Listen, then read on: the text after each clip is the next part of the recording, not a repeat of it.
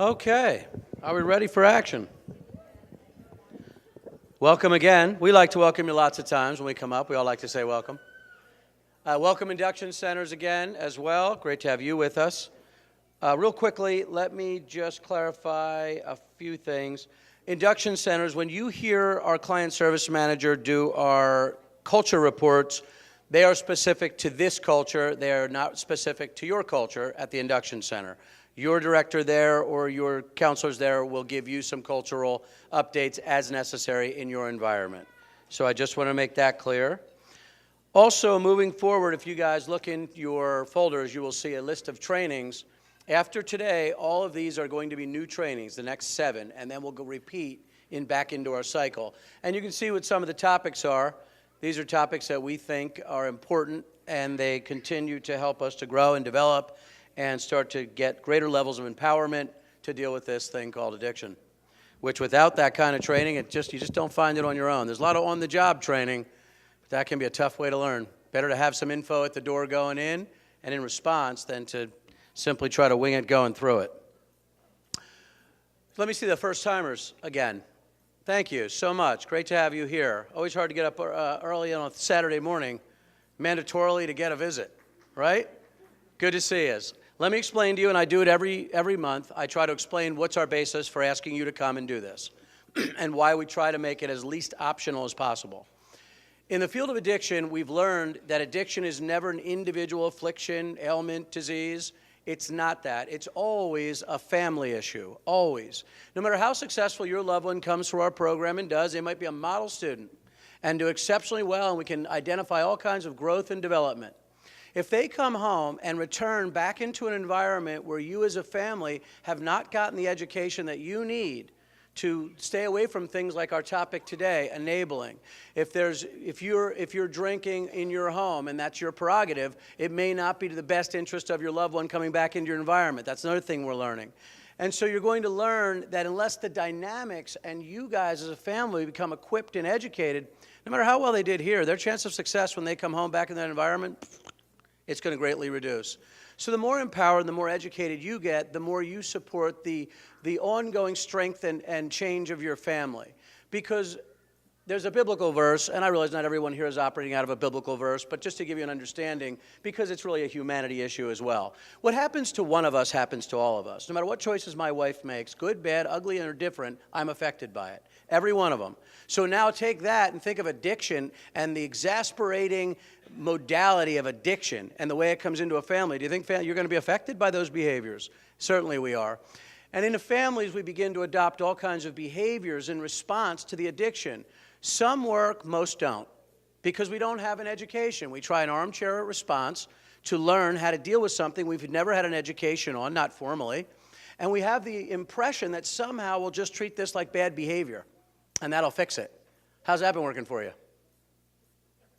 Doesn't work, does it? No, of course not, because you're getting an OJT, you're getting on-the-job training, and as part of on-the-job training, you're finding out what's working well and what's not, in real time, right?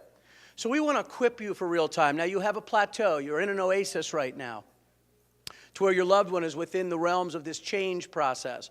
But here's what we impart to you. You also have to be a part of that change process. And this is what we offer you, and that's why this is so important to us. So you at some point said to your loved one, you said, listen, I don't need you to agree to go to Teen Challenge. Please just go. We're just asking you to trust us and go into the program, even if you don't like it. Would you please just go and fight for the family? You understand that's exactly what we're saying to you to come early on Saturday for Family Day. I know you don't always like it. Please just come, just trust us, okay? So it's a very similar principle. And this way we get everybody equipped, learning. Because what you're soon going to find out is that a lot of the things that need to be learned are not so much learning about your addicted loved one, but learning about yourself in response not only to the addiction, but maybe just how your MO is with relationships and dynamics and conflict. And we start to learn enormously important things about ourselves, especially the topic we're going to talk about today. We might find that whether we were enabling or playing a vicarious role in the usage of our loved one, which was never our intention, maybe that's carrying over in other relationships in our life. Maybe I don't just do this with my addicted loved one. Maybe there's some areas of codependency that I'm operating out of. Do I have some childhood hurts that are still coming to the surface that express themselves and manifest in ways that if I could get a handle on those, I'd probably see some greater levels of productivity and enrichment in my relationships with work, with my friends, with my family. So I want you to understand this perspective. Certainly we're here to address addiction, but when we address the perplexity of addiction, which attacks the brain, which means it attacks every part of our life because everything goes through here, that means that what we're going to hope to happen is that not only are we able to overcome addiction, but what we're also able to do is just grow as human beings. And if it took the addiction to get to that level of growth, that level of empowerment, that level of freedom and productiveness in our lives, well, then so be it. That's the perspective I'd like you to have about this whole process, is stop looking in the microscope about the addiction. And let's start backing off the microscope and start thinking about the telescope. What am I really going to be looking at here? See, your loved one is the stone that hit the water in the river. And so there's this big splash, and everybody says, that's the problem. That's the identified patient. But see, that big splash hits that water, and then that settles. What do we say about all those rings bouncing off our ankles? What are those rings for us? Because we're not standing on the banks of this person's life like strangers, extended family, and their work and their school and all that. We're in the water. We're in the water with our loved ones. We're in the river. So when that splash casts those rings on my ankles, there's something in it for me. And so this whole process expresses some dynamics for you. If you create that perspective and you stop believing falsely that if they get better, we'll all get better. They're the problem. If they just get fixed, the whole family will be fixed. It's unfounded, it's unstatistical, and it's unrealistic. That won't be the case.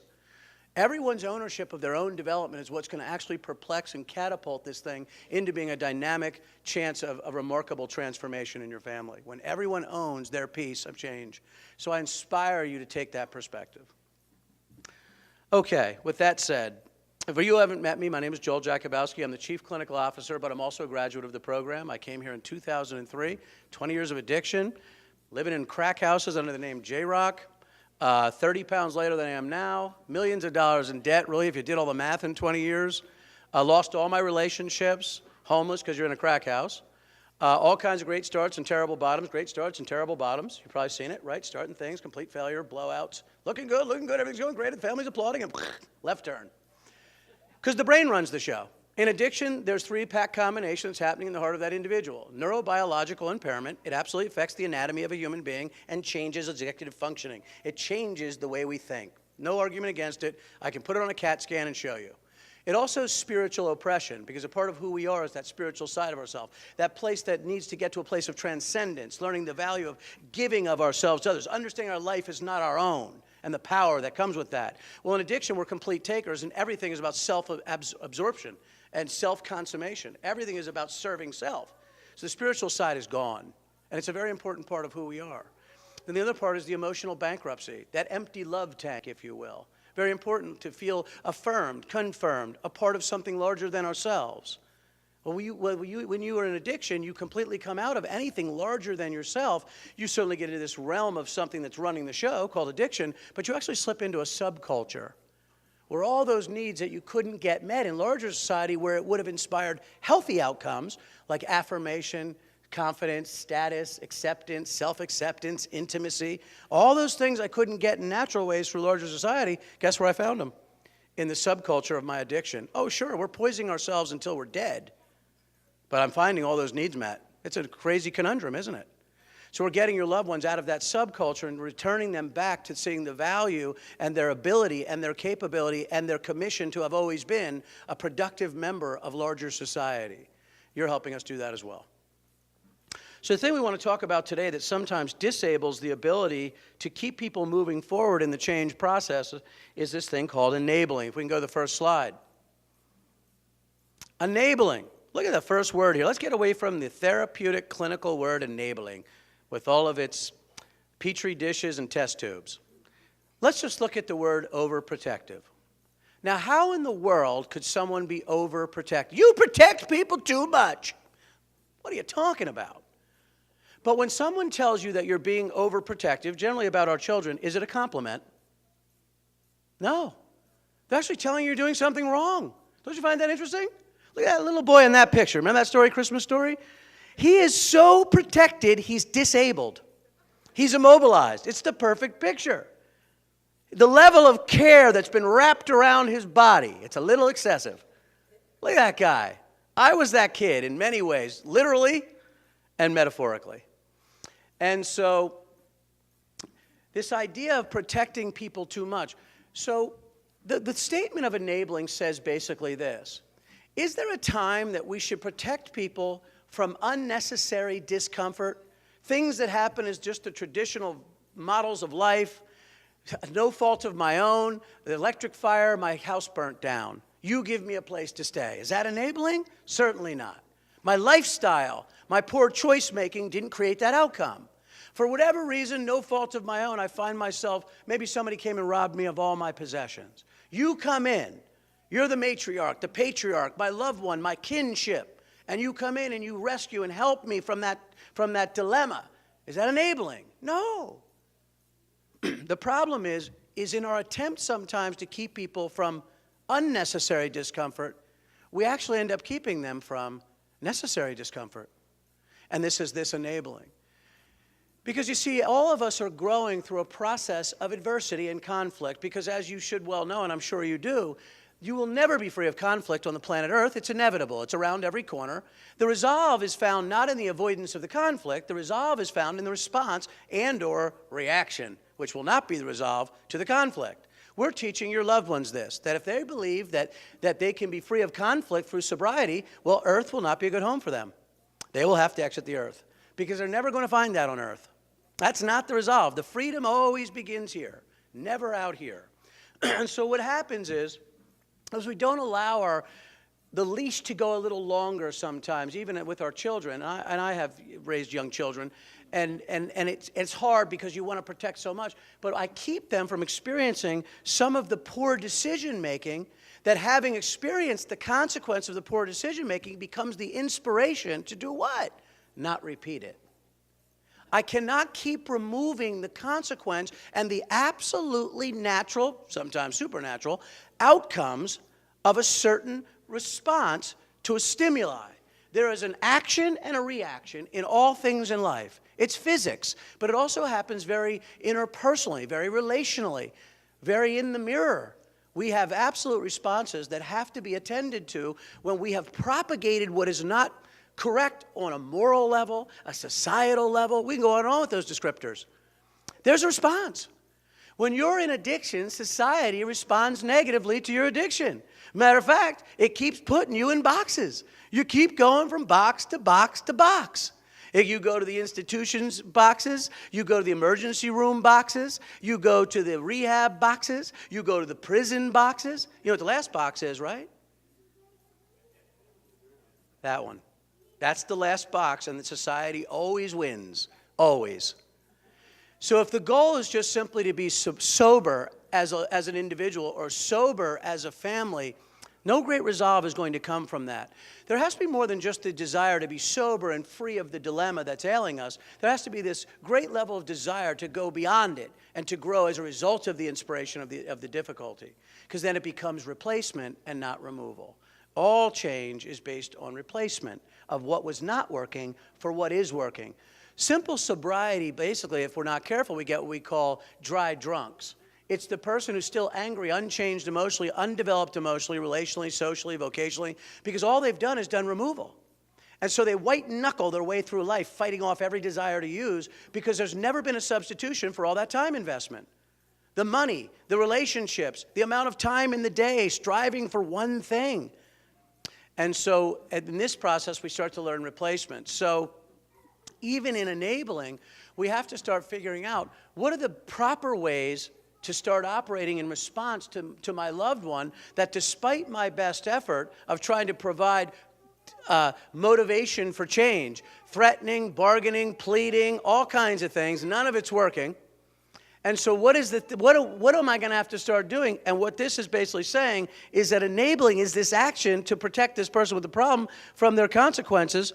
But the problem is it stands in the way of that person experiencing those natural behaviors, because pain, discomfort, is a wonderful gift from God, motivator. If you're a person that reads the Bible, you're not going to find one position in the Bible where God approached a man or put a person in a situation that didn't go through first a level of discomfort to bring about awesome resolve. The oyster, right? The oyster and the pearl. A little bit of sand gets between the bivalve and it begins to try to get rid of the sand. And over time, it learns to accept the discomfort and says, well, I'm not going to be able to remove it. What I'm going to do is just keep slicking it over. And slicking it over because I can't remove it. It's an attempt to remove something that won't go away. It's called human conflict. And so instead of letting it become the lemons, right, here we go, it becomes the lemonade. And that thing starts to keep wiping that thing, and it becomes one of the most valuable things known to humanity. It's the diamond. The diamond is a piece of coal, essentially. And under heat and pressure, bling, one of the most desirable gems on the planet. Well, your life is that. Our lives are that very metaphor. And so is the life of your loved one, full of that value and worth, equal to everyone else's on the planet, regardless of their behavior, just like yours and mine. Not decided in our value by our behavior. Can you imagine if we were decided in our value by our behavior? There'd be nobody in this room. That'd be it. We'd all be under. Thank God we're not defined by our behavior. We're responsible for our behavior.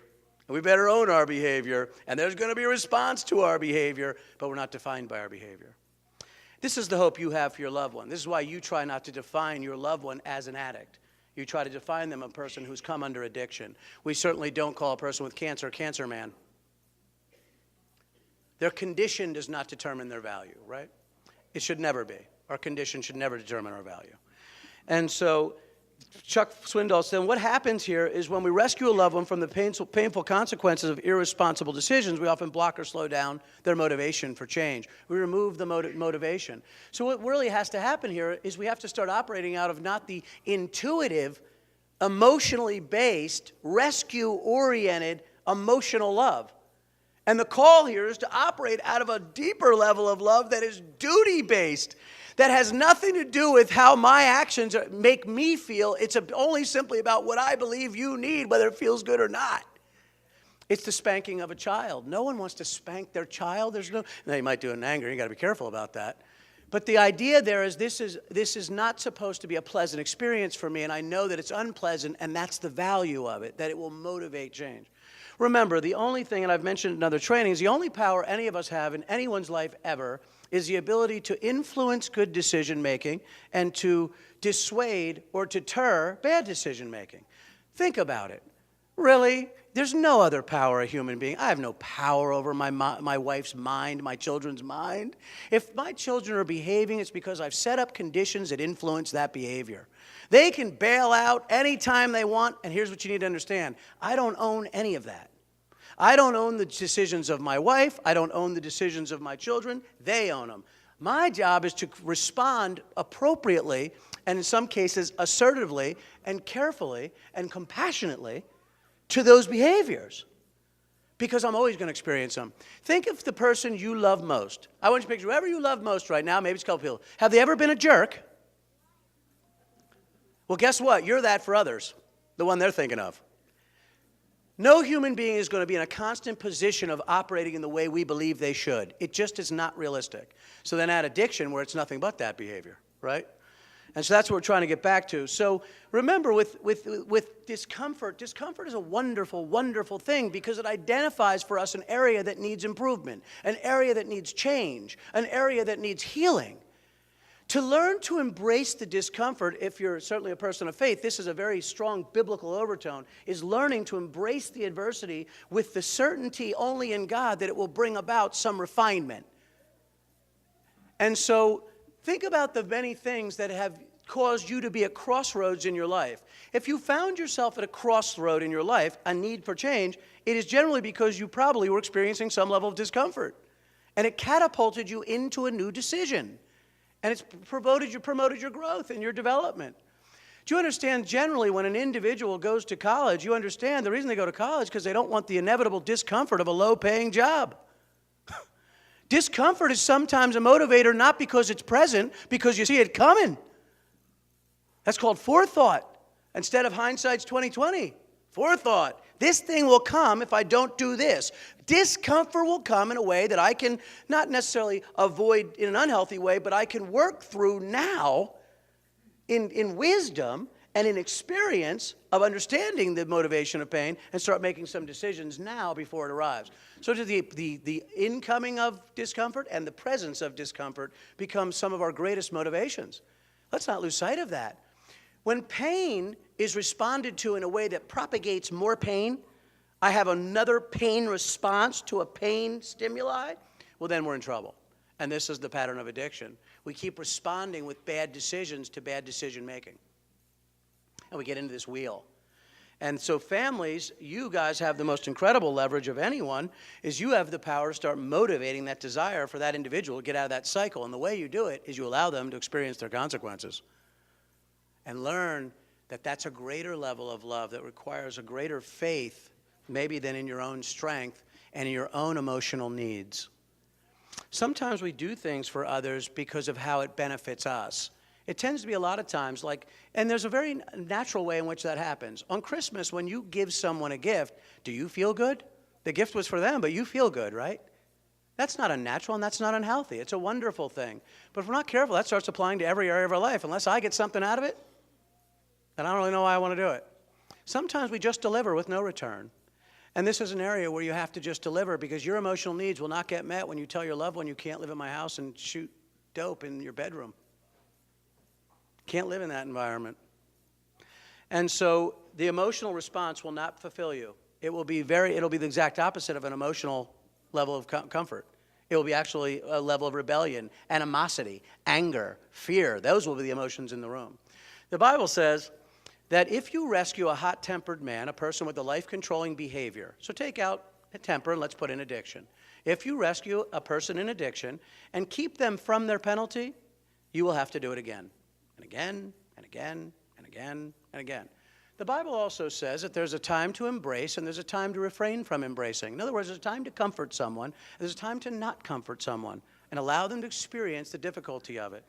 Not remove the motivation for change, to let them experience that choice. Never running off, never abandoning them, never necessarily turning your back on them, staying close by, but not tending to be the rescuer. When I set you up to believe, remember 20 years of addiction, the way I stayed in my addiction is I found two ways in which I motivated you to keep me in my addiction. I always postured myself as a victim. I would even call myself an addict and tell you it's a disease and nothing I can do about it. And it very well is considered in many levels a disease, but doesn't mean there's nothing you can do about it. Matter of fact, there's lots of things you can do about it in our culture. Isn't that wonderful? Just like every other disease. So no one is a victim and then stuck. You certainly can become overwhelmed with a condition, but there's all kinds of resolve for these kinds of ailments. So, but see, if I can get you to believe that I'm a victim on any level of life, my own circumstances, it's not my fault, because you love me, guess what you're going to do every time? You're going to rescue me because you don't know how not to. The problem is that's a part of your hard wiring in natural and normal and healthy conditions. That's the house that burned down. You helped me get my... But what's happening is at what point do we start to squint our eyes and see a little more depthfully that, wait a minute, you're in a very unhealthy pattern. Even though I rescue you, you make no change. So it's kind of the way we would look maybe at God's grace. Definitely it's a free gift, but I would like to believe when God gives me grace, it's the motivation to not repeat that. Even with the woman that he freed from the stoning, he said, listen, your sins are forgiven. Now go sin no more. He needed to see evidence of change and repentance. The thing with enabling is we do this over and over again. There's no real change, sometimes for 10, 15 years. And we keep spinning this same methodology because we believe it's a behavior that we can change. Neurobiological impairment. You're not going to threaten, bargain, or plead that away. You know what they need? They need a hospital, and that's where they're at now. They need a spiritual, emotional, and to some degree a physical hospital that allows them to not poison their brain so that that wonderful organism that dictates all matters of life can heal. Some of them will come to this program and tell us over and over again how they can't sleep. You know what our response is? You're going to be sleeping. You just have to give it time. Your brain is healing. And eventually they sleep like babies and snore their roommates out. Your loved ones are doing that. Or they've told you about their roommate, one of the two. And so they're going to get better. They're healing. And we have to let them heal and not, again, even in this program, be careful, even here, we don't enable them. One of the things I brought up a couple months ago, and a parent, God bless him, stood up and said, man, I've done that, is some parents will even pay their loved ones to stay in the program. Stay in the program, I'll give you $5,000 when you leave. You can have your inheritance. Ooh, that's enabling. Because they're not doing you a favor, they're doing themselves a favor by being here. They're doing a support and an effort of obligation to support themselves as a member of your family, which they should do, and by default, that will be a benefit to you. But no matter what choices your loved one makes, they're making it for their life, not your life. If it benefits you, that's wonderful, but you have no promise the choices of their life are ever going to always benefit you. You really believe that all the choices, my best friendships, my employment, my wife, always benefit me? Of course they don't. So I can't find my strength and complete happiness in the management of my life through other people's decision-making. This is a part of stepping away from enabling and understand, despite your best effort to have these people be as you would wish them to be, we can't wish anyone to be as we'd wish them to be, because the truth is we can't wish ourselves to be as we'd wish ourselves to be. Everything is a process. They're in one, you're in one, and sometimes they bump off of each other. Learning to respond to that bumper car relationship is the value of change. It's in the response.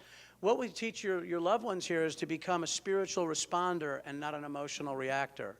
I came to Teen Challenge at 37. Let me scratch that. My body was 37. I was 18, emotionally, without a doubt. You could put, my buttons were very clear for you, and you could push any button and teach me how to act. One thing causes the angry button. One causes the murmur button. One causes the sarcastic button. One causes the sad button. My emotions were so on my sleeve in an unhealthy way that it took very little for me to come off my square emotionally, my little area. And it took time in this process. And it took believing in something greater than myself, which is the faith-based model of our program. It took believing that there was a plan and a potential for my life for change that was not your responsibility, loved ones. It took me owning my own life and understanding that you're not the manager of my decision-making and you can't be responsible for my happiness. We teach this to your loved ones. That's part of my class, is teaching them that no one on the earth is responsible for your happiness but you. What I'm doing is trying to set you free from believing that you believe you are responsible for their happiness, because that's enabling. That can be codependent behavior, and whatever we want to label it, it's not going to be healthy. My wife is not responsible for my happiness, and I'm not responsible for hers. She knows that. I'm responsible to deliver as much goodness into her life as this body, mind, and soul can muster, but I'm not responsible for her happiness. My God, I can't be. Can you imagine if my wife decided that I am the source of her happiness as an imperfect being, where we already said I can be that jerk? She's doomed. She's doomed.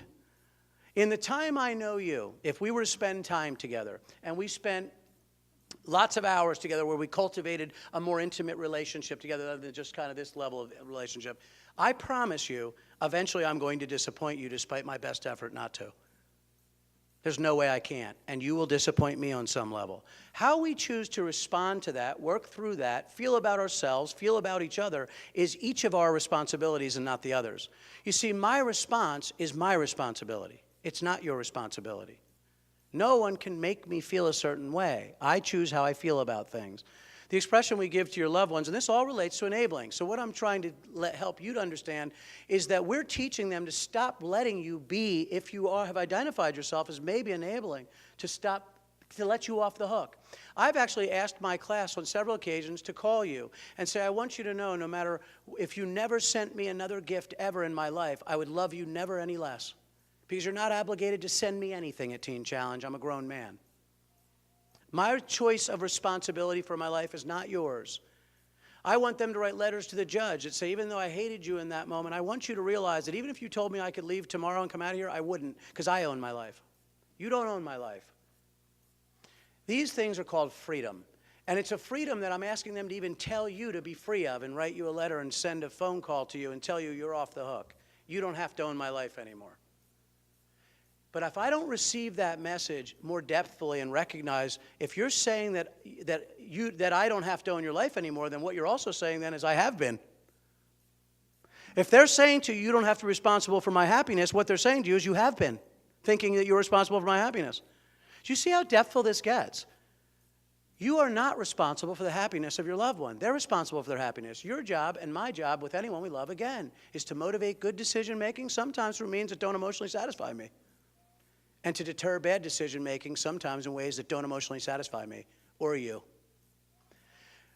We have an obligation to help to preserve each other's soul to the degree at which that person will partner with that process. If I'm dishonest, my wife preserves my soul by challenging me on it, not avoiding it. She has to call me on the carpet and say that was dishonest. Can't have a dishonest relationship with my husband. She has to call me on it. And does that feel good to do that? No. But that's how she exerts an enormous level of love for me. That's how she proves to me she loves me. Does it feel good in the moment?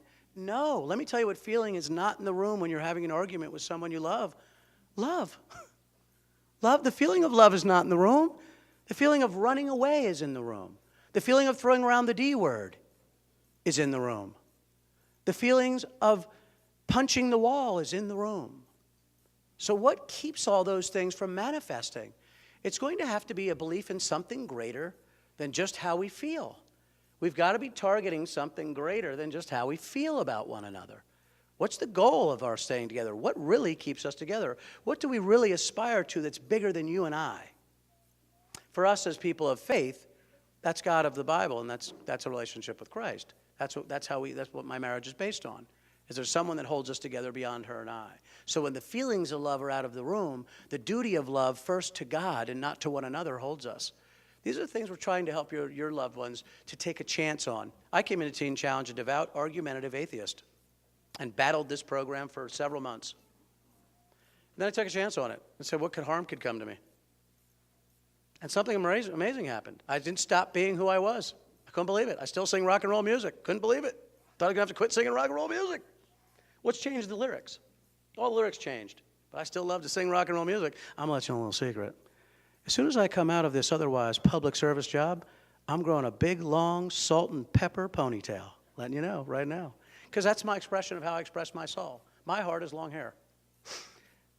I can't change that, and neither did God want to.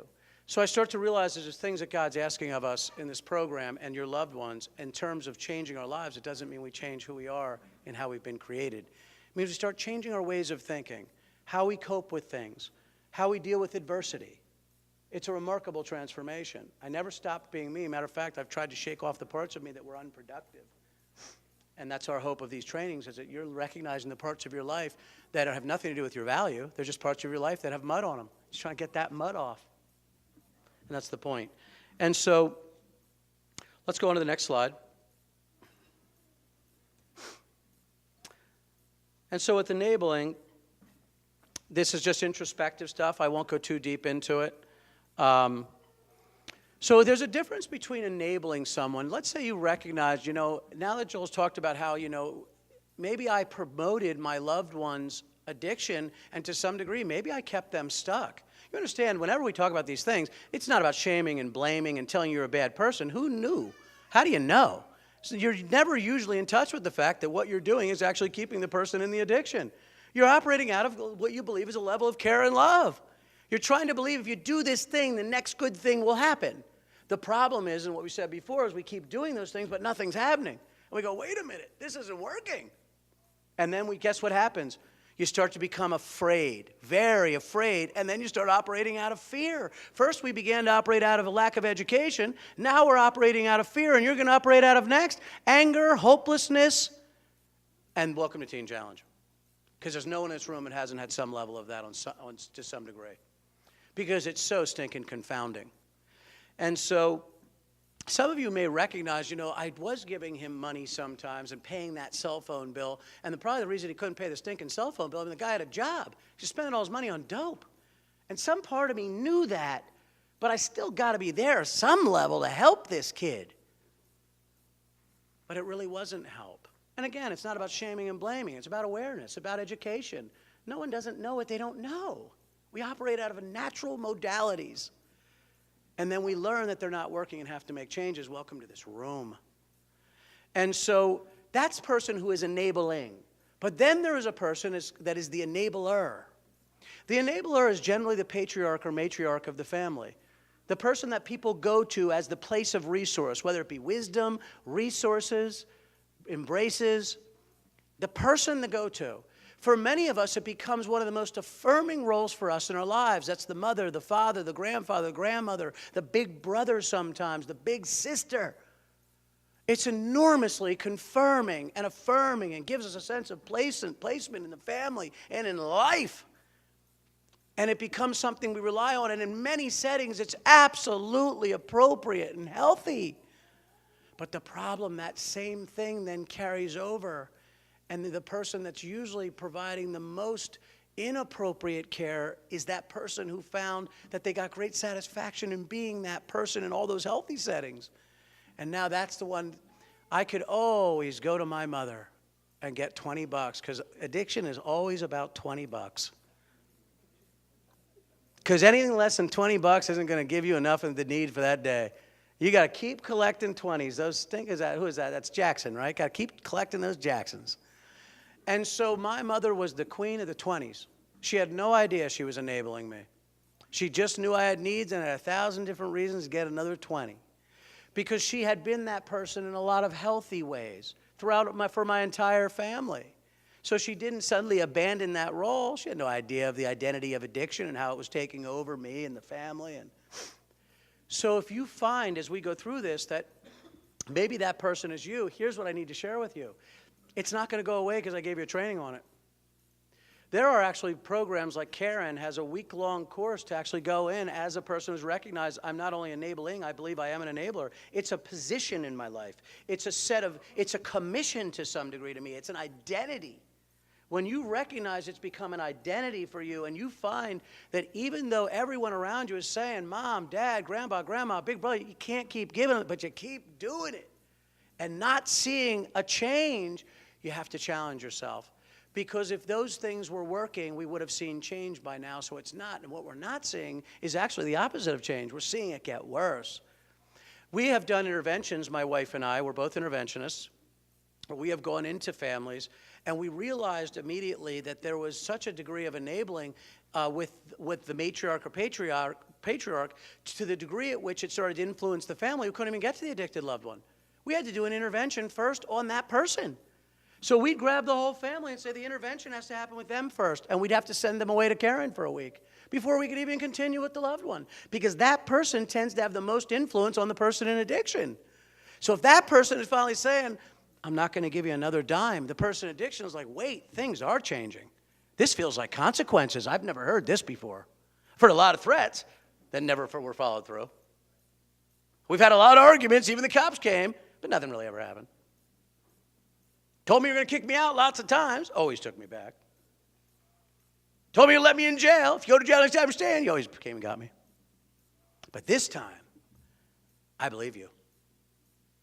I believe you because the entire family is also saying we are no longer going to be held hostage by the addiction. Because you see, people in addiction don't have relationships.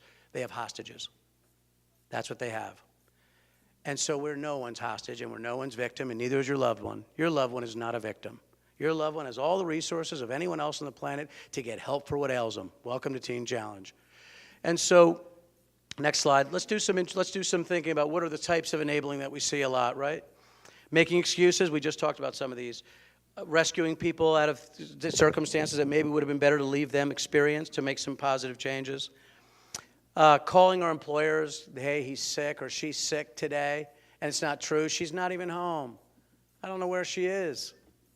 And I'm calling her employer because I believe her job is, man, if we can at least just hang on to her job, this semblance of normal, because money maybe will at least be enough. At least she'll be productive, and that will, and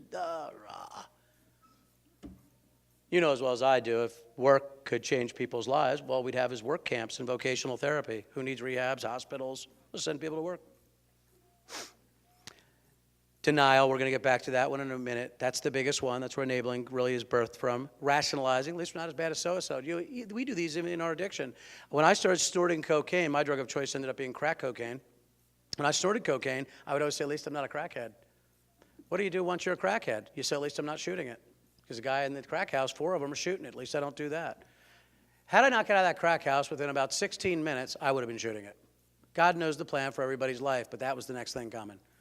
There is no never. There is no always. It is what it is. It starts to become the next thing unless we've made up our mind it's never going to be one more step. But that requires an enormous level of commitment to change. So, and avoiding, if I ignore it, it'll go away.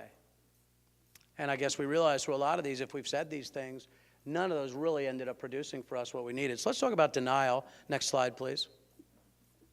A false system of beliefs that are not based on reality, which causes a self-protecting behavior in our brain that keeps us from honestly facing the truth. It's the story of the fox and the grapes. The fox is going through, this is an old Greek fable. The fox is going through the woods. He's hungry. There's grapes being strung across a string in the tops of a tree. He decides, I could really use those. I'm hungry. They look great. I'm going to run up that tree and I'm going to get them. Can't get up there.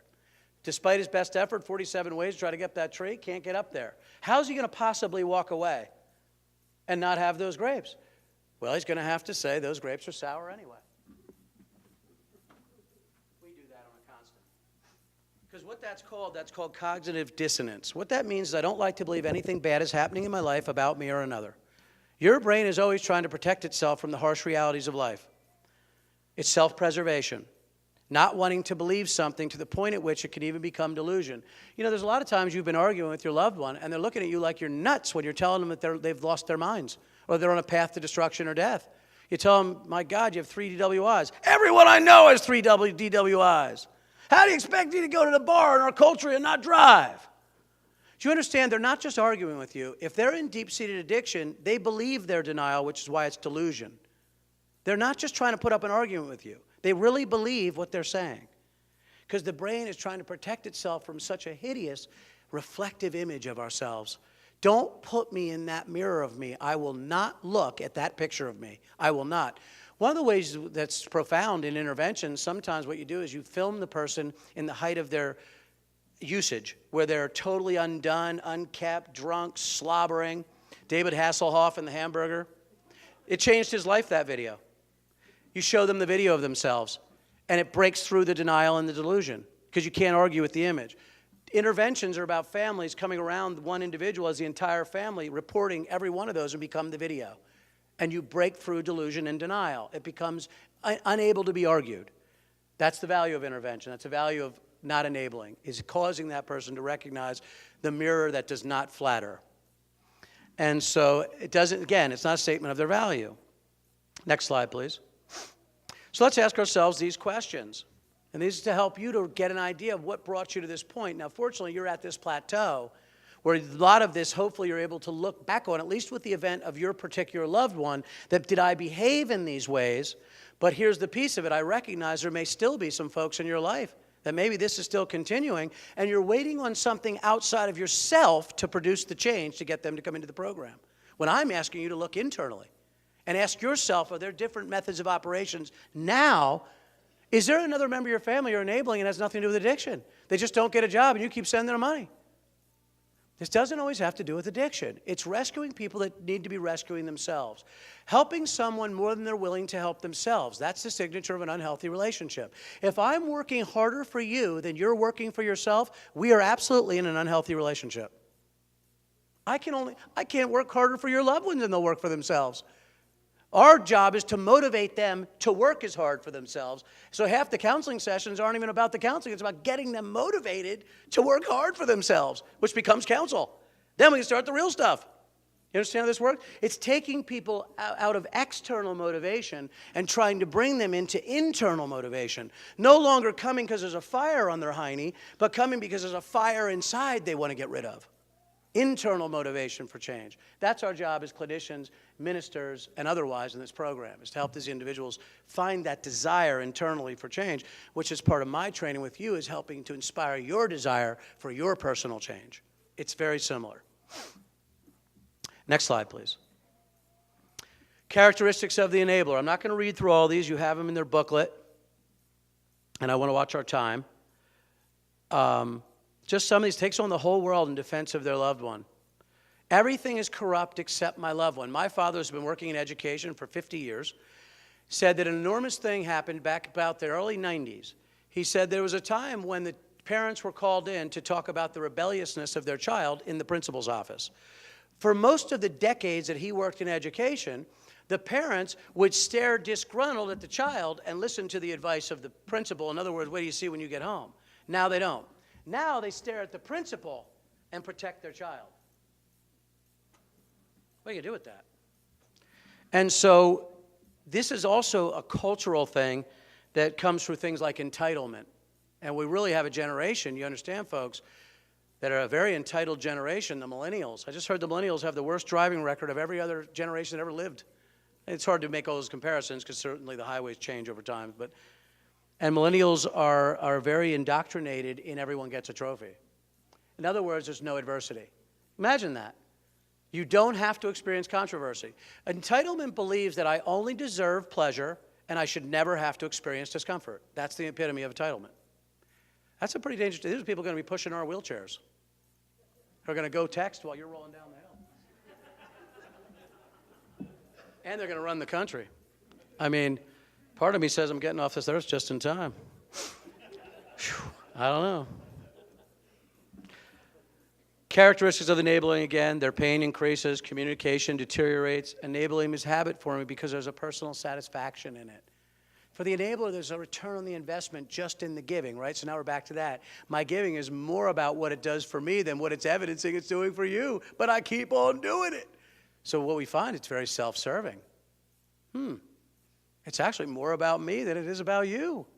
It's what I need to do for me to feel good, not about what I need to do for you to feel good. It doesn't make us bad people. It makes us aware of that scenario in our life that's got some mud on it. I get that off. It doesn't have to be more than that. I got to get this mud off me. It's not a bad people thing. It's bad choices things. Just like your addicted loved one. Addicts are not bad people. They're wonderful people with enormous potential. They just like to make a lot of bad decisions in a row, over and over again, to the destruction of everything. Next slide, please. Oh, I'm sorry. That's what we were just talking about. That's where it talks about the personal satisfaction. Next slide. You have all this in your booklet. Next slide. So let me just hit you with a little bit of some extracts from Bible. And I understand everybody's operating out of the Bible, but as a faith-based organization, it's important to see where we get our frame of reference for things. There's a story of this man that lived by the pool of Bethesda in the book of John, and he'd been there for 30-some years, 38 years. In other words, he had an infirmity that kept him laying by the edge of the pool. The pool of Bethesda, every once in a while an angel would come, smack the water, and it'd be a healing body of water. So people would come from all over the world to those times of the year, or whatever it was, and to drop into that water and get their healing. Well, this guy's laying next to it for 38 years. Next to it. Somebody could have just kicked him in if he would have asked. Why isn't he asking for help? Why doesn't he just kick me in? Because you see, if he gets kicked in the water, he's going to be responsible for himself. He'll actually have to get a job. Do you realize this man's been laying there? Do you know that people are wiping his hiney? Somebody's got to be. Somebody is bathing him and dressing him and feeding him like a baby. It's remarkable, isn't it? Crazy story. So Jesus shows up and he says to him, he doesn't say to him, that's why in the Bible you have to understand italics, which the Bible doesn't usually give. He doesn't say, hey, do you want to be made well? He says, let me ask you a question there, Big Daddy. Do you want to be well? Let's start there, because I don't think you do, should have been the next line. He causes the man to challenge his own motives. And then he makes a bunch of excuses in the next line. Well, I can't get in. Somebody could have kicked you in. So enabling does not help the addicted loved one deal with their problem, but helps them to not deal with their problem. Next slide, please. And then a very similar story is the prodigal son. The son comes to his father and says, I want my inheritance. It's his, rightfully. The father says it's a bad idea. I would say it's not a good choice. Gives the son the inheritance. The son goes out, spends it, totally becomes indigent, and ends up living in a pigsty, eating pig food, essentially. And the Bible says, and no one helped him. The next line doesn't say, and that really had God angry. It said, and no one helped him. The father didn't go find his son. His son needed to experience the difficulty of that choice making. But what his father did do is stayed watchful. The Bible says he was watchful. It doesn't mean that he stopped all of his other commitments. That father went to work. He served the rest of his family. He tended to the rest of his children. He fed himself, and he had good self-care and other person care. He kept all his responsibilities, but remained watchful. Not impaired watchful, where he can't watch the road, but kept himself alert and aware for his son's return, because, see, all he needed his son to do, because, see, just like intervention and just like making these choices, his father never turned his back on his loved one. When you turn your back on someone, you're telling them no matter what choices you make, you can never come back into our good graces. That's not at all what he said. That's not what all the intervention says. Intervention says, as soon as you're making decisions for life, we'd love to embrace you, because we don't know how to embrace death, but we sure can embrace life. So as soon as he sees his son coming, he runs to him and greets him and says, wonderful choice, great to have you back. Thanks God for the motive that he provided to get this guy's desire to change his life back. And he runs to him. In this culture, a grown man never run. He gave up his own sense of humility. He became so humble that he ran to his son. This is really ultimately, from a biblical perspective, this is not the story of a natural father, natural son. This is actually a story of a person coming to God. The Father is supposed to be the Father in heaven. And so God is not going to rescue you from your own choices where more or less there's a process of change that needs to occur to motivate the desire to not do it. If you rescue a hot-tempered, addicted person and keep them from their penalty, you will have to do it again. And so it's a different kind of love. It's counterintuitive, right? It's not intuitive. The intuitive is to run up the road and dig your son out of the pigsty. He doesn't do it. And his son comes to his own cognition. Because you see, if he keeps rescuing him, he keeps that son on a path to death and destruction. He doesn't change his life by rescuing him. All he does is sets him up and preserves him for another destructive path. Because whether you rescue a loved one or not, until there's an actual formal change, where that person has had an internal desire for change, and they've made a commitment to go for wellness, they're only going to come out from under the heat of that situation, wait for the fires to cool of that situation, and go right back to it again. External motivation is purposeful, and it's good because it should lead to internal motivation, but external motivation usually only lasts as long as the pressure's on. As soon as the pressure's off, they go right back to it. That's the point of intervention. Intervention creates certainly a level of discomfort to have to surround your loved one and say, listen, we're done with this. But that's not the success of intervention. The success of intervention is there's action taken. The person ends up going to treatment. That's the success of the intervention. They made a step for change. Not we scared you what we're going to do, which becomes enabling. The intervention where this is what's going to happen, and then we don't do anything, we're back to square one again, telling them that it's okay to stay sick because we're never going to put up an opposition to it. We say we're going to, but we're just not. You've been there. I know you have. And again, it doesn't make you bad people. It makes you people that were simply uninformed in something that was completely dynamic like addiction.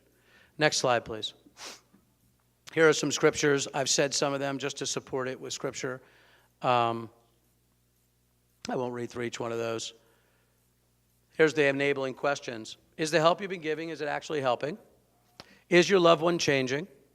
Look at their actions. Is there clear evidence of your loved one becoming a responsible or godly person, if that's your desire? Or is your loved one continuing down a path to destruction? This entire training is called How to Make Chocolate Cake. I just saved the title for the ending. So what that means is that every time we do, as families, despite our best efforts to bring success into the life of our addicted loved one, which would be the equivalent of bringing chocolate cake out of the oven. We're trying to make chocolate cake. Chocolate cake is lovely. If you need to, use vanilla, whatever your preference is. But you see, every time I pull the chocolate cake out of the oven, it's vanilla cake.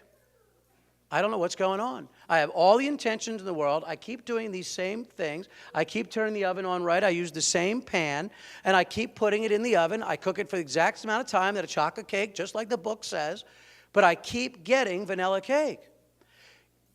You see, the thing I'm not doing is if I want chocolate cake, what I'm going to have to do is start using chocolate cake ingredients. Because, see, the problem is not the oven or the pan. The problem is the mixing bowl. Whatever I'm putting in the mixing bowl is what's going to come out of that oven. Years after years after years, I keep using vanilla cake ingredients and somehow miraculous believing it's going to come out of the oven as chocolate cake. If I want chocolate cake, I have to use vanilla cake ingredients. And so the question we ask in enabling is the ingredients that you keep putting in a bowl, is it bringing out chocolate cake? If it's not bringing out chocolate cake, then it's time to get our eyes off the oven, the eyes off the final result, and get focused on the ingredients. Welcome to the Teen Challenge training programs. These entire programs are based on ingredients. It's all the mixing bowl, all of it. Change those ingredients, you'll see different outcomes. And remember, the outcomes are not always specific to the ingredients of what's going to be good for that person. The ingredients I'm changing are also the ingredients I need to see coming out of my life. I need to see when I change my ingredients, get empowered, get educated, get wisdom, I start to feel good about who I am despite the decisions of anyone around me. I no longer feel victimized by the decisions, good or bad or otherwise, of my loved ones.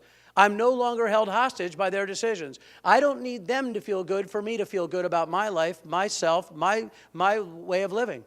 In other words, what I've learned is that what I'm getting out of the oven is called freedom. And I'm not a victim. I'm not a victim of my loved one's decision making.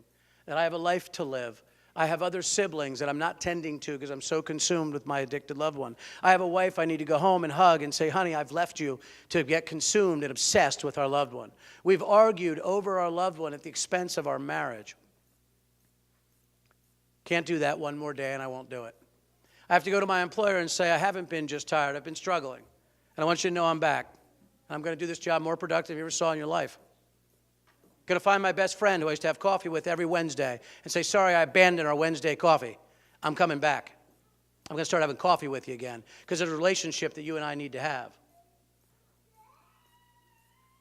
Your only power on earth, folks, is to influence good decision-making and deter bad decision-making. Because you see, there's a plan for your life that cannot be lost in the abandonment of your own life to another. You just can't do it. There is a plan for you. That's not callous. It's not incompassionate. It's purposeful. It's appropriate. It's healthy. And it keeps you moving through life with all the things designed for your life.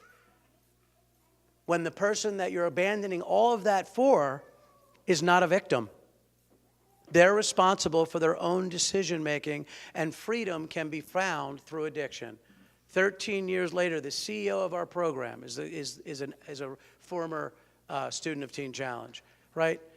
40% of our staff are graduates of Teen Challenge. A lot of times we don't have an addiction problem after we graduate. We have a recovery problem. We don't do what we've been asked to do. We don't continue to grow and progress. You don't own that either.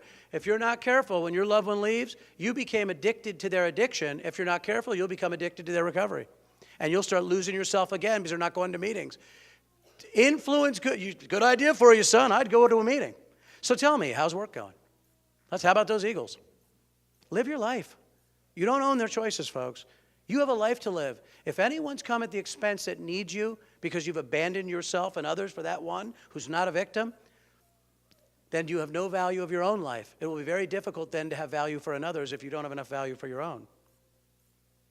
Your life has as much value as the one that you're losing your own life for.